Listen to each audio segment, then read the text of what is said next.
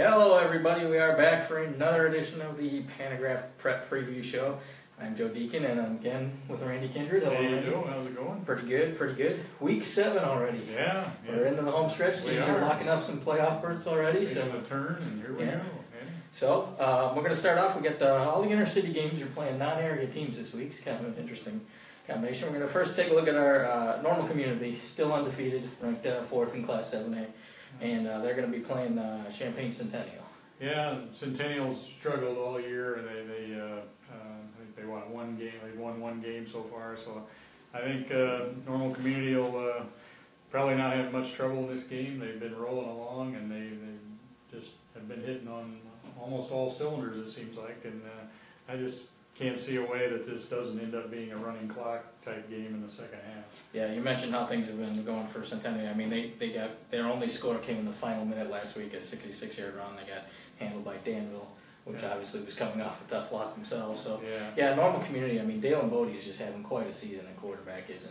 Yeah, he's been. They had Grant Price for the last 2 years, and he was an excellent quarterback. And then Bodie's picked up right where he left off, and maybe even done it even better, which is hard to believe. But he's a threat running and passing, and it's just gives defenses and coordinators a lot of headaches, I think. Yeah, he does. He's got 11 rushing touchdowns and 11 passing touchdowns, and that's especially impressive when you think that a lot of these games he's not even playing all the way to the end because they're winning so big. Yeah, this will be another one, I think.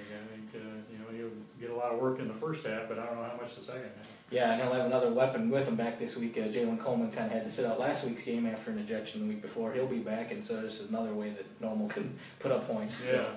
So. Normal West, they've been turning things around after their loss to Normal Community. They're rolling pretty well. Obviously, they had the big win over Bloomington last week, and things should be fairly challenging this week with Manual, which hasn't won a game yet. Yeah, Manual.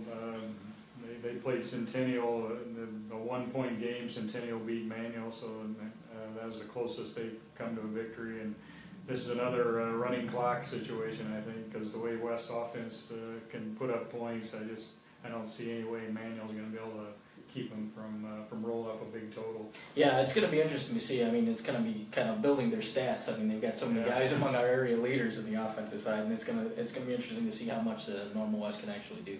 And kind of bulk their numbers. Yeah, they spread it around really well, and have 2 quarterbacks with good numbers, and then a lot of running backs, and they just spread everything around so well, and makes tough on defenses. Yeah, and now we're going to turn our attention to Bloomington. Purple Raiders had the loss to Normal West, and what stung even more about that one is that Colton Sandage got hurt and is going to miss the rest of the year. Yeah, that was a tough break for him. He was trying to get in for a touchdown that would have drawn him close there in the third quarter, and suffered an ACL injury, and going to miss basketball too. So he's really kept a great attitude about the whole thing, and you hate to see it. But I've seen a little bit of Griffin Moore in preseason practices and in this practice this week. Got a really strong arm and a big guy, and I think he'll do well at quarterback taking over. Yeah, the Purple Raiders are going to be playing Peoria Richwood this week, and they've had a couple of tough losses back to back for them, so it's going to be an interesting game. This could be a tight one. And Bloomington really needs to win this. They're 3-3 right now. They need to make a run here at the end of the season, and so this would be a huge one if they could get it on the road. Yeah, it does seem like it's a potentially winnable game, though. I mean, they're about even, I think, in talent-wise, so it's, I think it is. It's a winnable game for sure. Central Catholic, they had a huge win last week. They're obviously ranked number 9 in 3A. Just kind of rolled over a depleted St. Thomas More team. They were up well ahead at the half, thanks to Simon Davis. And this week they're going to be playing Rantoul. Yeah, and I saw where Rantoul gave IBC and had a real battle with them last week.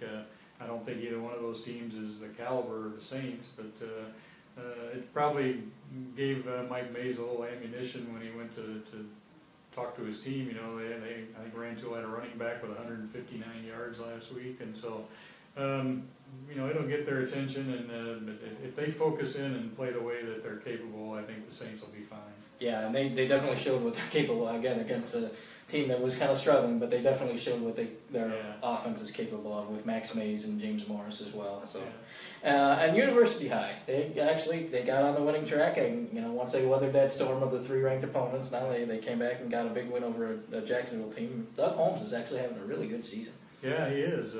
He's, I think, leading the area by just a few yards in passing, and he's done it against some pretty good competition too. When you look at that stretch of 3 ranked opponents, as you mentioned, it's been pretty impressive, and they're in a position that, even though they're 2-4, they got a game they could win this week, and just keep plugging away, they might be able to sneak in the playoffs at 5-4 if they get on a roll here. Yeah, the Panthers are going to go play a Springfield-Lanford team that's had a couple of back-to-back tough losses, so that's another winnable game for sure for the Pioneers. Yeah, I think so, and I think Lanford, their quarterback got hurt. The quarterback got hurt, and it's unclear what his status is for this week. Yeah, so you don't know.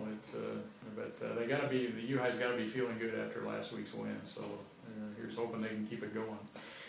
Just a quick look at a couple of the other area games. Pontiac has been playing pretty well this season. They've obviously got a tough test in going to Monticello in the Illini Prairie Conference. That'll be a challenge. GCMS is having quite a season in the Heart of Illinois Conference. It's crossover week again for Heart of Illinois, so they're going to Ridgeview, Lexington, and Colfax there.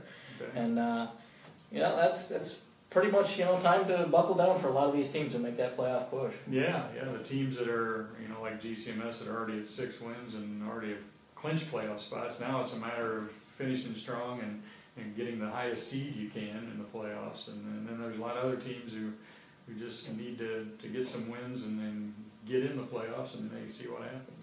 Yep, well, that's going to do it for another week of our show. We will be following all the games and having reporters out everywhere on Friday night. And so follow along on Panagraph.com, and then be sure to pick up the Saturday section of our Panagraph for all the reports. Thanks.